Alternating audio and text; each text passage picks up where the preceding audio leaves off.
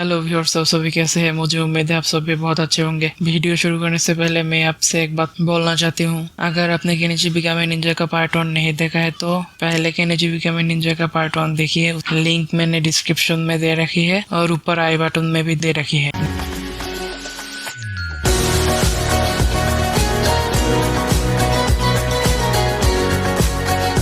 2-3 दिन बाद केनेजी पहुंच जाता है एक गांव में। फिर केनेची हातुरी का जो मास्टर था उसको ढूंढ निकालते हैं और मास्टर को रिक्वेस्ट करते हैं निंजा टेक्निक सिखाने के लिए। और हातुरी का मास्टर बोलता है तुम निंजा बन के क्या करोगे। केनेजी बोलता है मेरे गर्लफ्रेंड को निंजा बहुत पसंद है, इसीलिए मैं निंजा बनना चाहता हूँ। मास्टर बोलता है ये बेवकूफ लड़का, निंजा बनना कोई आसान बात नहीं है जो तुम इतने आसानी से बन जाओगे। एक लो क्वालिटी निंजा बनने में भी कम से कम 10 साल का टाइम लगता है। मैं तुमको बोलता हूँ जहाँ से आया हो वही वापस चले जाओ, यही तुम्हारे लिए अच्छा रहेगा। फिर केनिची बोलता है मैं आपसे रिक्वेस्ट करता हूँ, मुझे एक मौका दीजिए मास्टर। हातुरी का मास्टर बोलता है देखो बच्चे, जिद मत करके घर चले जाओ, तुम्हारा माम बहुत परेशान होंगे। केनिची बोलता है मास्टर आप हातुरी को ट्रेन किया था तो मुझे करेंगे तो क्या होगा। तब मास्टर बोलता है तुम हातुरी को कैसे जानते हो। तब केनिची बोलता है हातुरी मेरे साथ मेरे घर ही रहता है। ये बात सुन के मास्टर खुद के ही मन में एक प्लान बनाता है। हातुरी का मास्टर सोचता है हातुरी को एक मैसेज भेजना पड़ेगा, फिर हातुरी आके इस बुद्धू को ले जाएगा। मास्टर केनिची को बोलता है ठीक है केनिची, मैं तुमको निंजा बनाने के लिए ट्रेन करूंगा, तुम तैयार रहो, कल से तुम्हारे ट्रेनिंग स्टार्ट है। केनिची बोलता है शुक्रिया मास्टर। ये बोल के केनिची दूसरे कमरे में चले जाते हैं। हातुरी का मास्टर खुद से ही बोलता है मैं कल हातुरी के पास एक चिट्ठी भेजेंगे, फिर हातुरी आके इस बुद्धू को ले जाएगा। जितने दिन हातुरी नहीं आता है उतने दिन मैं इस बुद्धू लड़के को निंजा टेक्निक सिखाने की कोशिश करता हूँ, टाइम पास भी हो जाएगा। मास्टर बहुत सुबह केनिची को नींद से जगाता है। केनिची बोलता है माम अभी स्कूल जाने का टाइम नहीं हुआ। कुछ ही देर बाद केनिची को याद आता है वो अभी ईगागांव में है। फिर केनिची हाथ मुंह धो लेता है और हातुरी का मास्टर हातुरी को चिट्ठी लिखता है केनिची के बारे में, फिर चिट्ठी भेज देता है। इस तरफ केनिची के घर के लोग केनिची को ढूंढने में बहुत बिजी था। जब चिट्ठी छत के ऊपर गिरता है उस वक्त घर पे कोई नहीं था, लेकिन गिरता हुआ चिट्ठी क्यों देख लेता है। फिर क्यों चिट्ठी को अमारा के पास ले जाता है।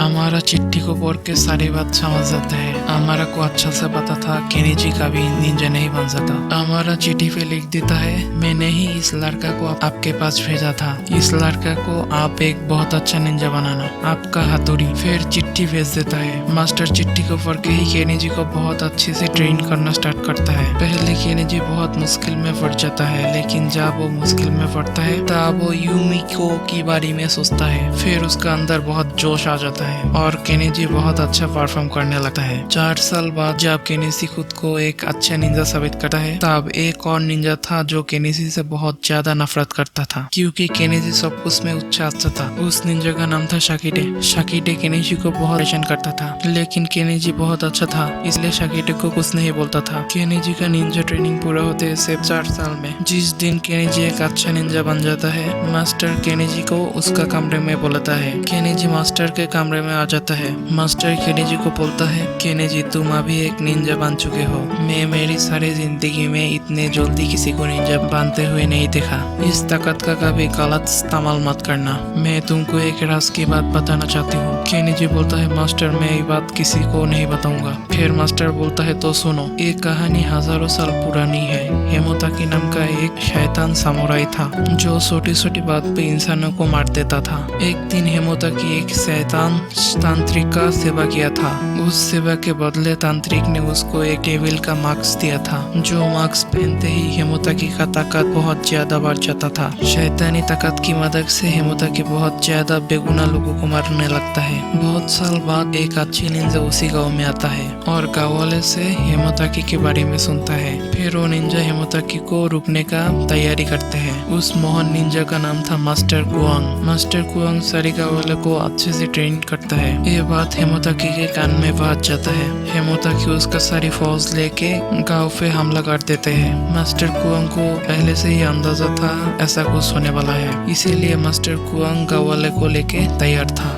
गाँव वाले और मास्टर कुआंग के साथ लड़ते लड़ते सारी हेमोताकी की फौज खत्म हो जाती है। सिर्फ हेमोताकी हेमोताकी अकेला ही जिंदा रहता है और हेमोताकी अकेला ही बहुत सारे गाँव वाले को मार देता है। फिर मास्टर कुआंग और हेमोताकी की सामना होता है। मास्टर कुआंग बहुत कोशिश करने के बाद भी हेमोताकी को हरा नहीं पाते हैं। हेमोताकी की सिर काटने के बाद भी उस कटी हुए सिर फिर से थॉर के साथ जुड़ जाता है। मास्टर कुआंग पहले से ही दूसरा प्लान करके रखा था। अगर हेमोताकी को हरा नहीं जा सकता तो कैद किया जा सकता है। मास्टर कुआंग दूसरी प्लान के मुताबिक गुफा की तरफ भागता है। हेमोताकी भी मास्टर कुआंग को पकड़ने के लिए भागता है। मास्टर कुआंग गुफा में जाके इंतजार करता है कब हेमोताकी गुफा में आएगा। हेमोताकी गुफा में घुसते ही मास्टर कुआंग बहुत जोर से चिल्लाता है, बोलता है जल्दी पत्थर फेंको।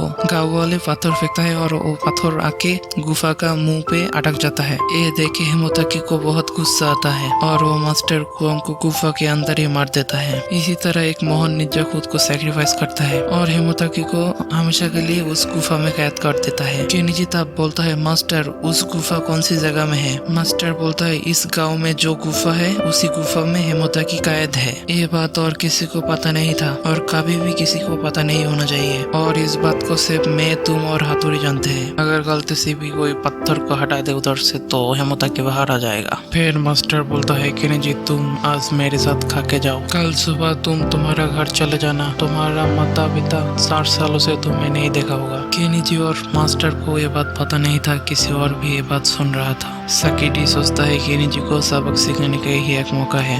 साकिडी फिर गाँव में जाके सारे लोगों को बुलाता है। इस गाँव में जो गुफा है उसमें बहुत पुराना और बहुत ज्यादा खजाना है। मेरे साथ जो उस गुफा का पत्थर हटाने में मदद करेगा उसको भी मैं 1000 सोने का सिक्का दूंगा। कौन कौन मेरे साथ आएगा। कुछ गाँव वाले उसके साथ जाते हैं और सारे लोग मिलके गुफा की मुंह से पत्थर को हटा देता है। केनिची और मास्टर खाना शुरू करने ही वाला था तब अचानक से बहुत ज्यादा बिजली गिरने लगता है। पूनम की रात का चांद गहरे कालो बादलों में सा जाता है। केनिची बोलता है मास्टर क्या हुआ, इस मौसम में अचानक से कैसे बारिश आ जाता है। मास्टर बोलता है नहीं, हेमोताकी बाहर आ चुका है। केनिची बोलता है ये कैसे हो सकता है। मास्टर बोलता है शायद किसी ने गुफा की मुंह से पत्थर को हटा दिया होगा। केनिची कमरे का अंदर ही रहो, बाहर मत निकलना। केनिची बोलता है नहीं मास्टर आपका उम्र हो चुका है, मैं जाना चाहता हूँ मास्टर। मास्टर बोलता है रुको, मास्टर कुआंग की तलवार ले जाओ, मुझे उम्मीद है कि तुम हेमोताकी को हरा दोगे। फिर केनिची मास्टर को चरण छू के निकल जाता है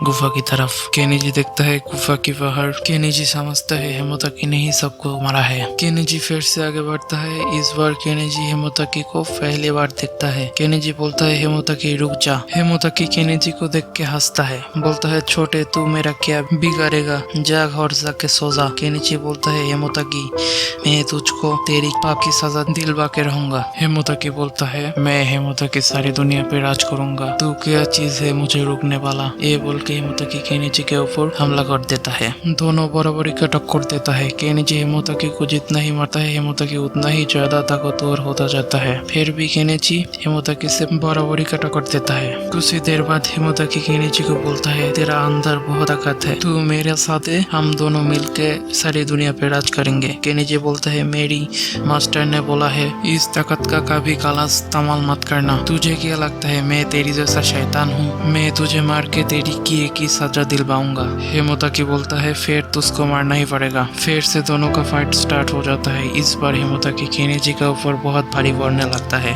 एक समय केनिची जमीन के ऊपर बेहोश पड़ जाता है और देखता है यूमी को सामने खड़ी है और बोलते हैं केनिची उठो, तुम ऐसे हार नहीं मान सकते। किसी भी चीज चाहे कितना ही ताकतवर हो उसके भी एक कमजोरी होता है, सिर्फ तुमको कमजोरी ढूंढना पड़ेगा। केनिची उठो। हेमोताकी जब केनिची को मारने ही वाला होता है उसी वक्त केनिची जाग जाता है, उठ के खड़ा भी हो जाता है। मैं इस शैतान को सारी जगह पे वार कर चुका हूँ सिवाय इसको आंखों को छोड़ के। फिर केनिची खुद से ही बोलते यस मैंने ढूंढ लिया, इस शैतान का कमजोरी इसका आंख है। फिर केनिची मास्टर कुआंग की तलवार से हेमोताकी का आंखों का ऊपर वार करता है। इस बार हेमोताकी बहुत जोर से सीखने लगता है और कुछ देर बाद जमीन पे गिर जाता है और कुछ देर बाद मर जाता है। सारी काले बादल आसमान से हट जाता है। केनिची का मास्टर आता है और सारी इकाओ वाले भी आता है। मास्टर केनेजी को बोलता है मुझे उम्मीद था तुम ही हराओगे हेमोताकी को। अगले दिन सुबह केनेजी मास्टर को चौरन सो के विदा लेता है और शहर की तरफ निकल जाता है और सोचता है शायद आज मैं यूमिको का काबिल हूँ, शायद आज यूमिको मुझे पसंद करेगा। केनेजी बिकम ए निंजा का पार्ट 3 फाइनल पार्ट होने वाला है। अगर आपको स्टोरी पसंद आया है तो like comment share and subscribe करना मत भूलना। मिलती हूँ अगले वीडियो में, तब तक के लिए गुड बाय।